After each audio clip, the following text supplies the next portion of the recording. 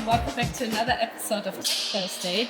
Today I asked Björn, our expert, where the laser beam actually comes from and how it gets on my material.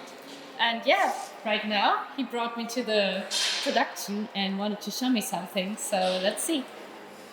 Yeah, we have our system without any covers right here. This is our laser source in a fixed position. From here, we guide the beam over our 5 mirrors to the x-axis in that direction and the y-axis in that direction. The mirrors are installed vertical to prevent any dust on the surface. This is our last mirror, number 5, which is inside our laser module, which later also contains our focal length inside the module. Thank you so much. That makes it so much clearer now.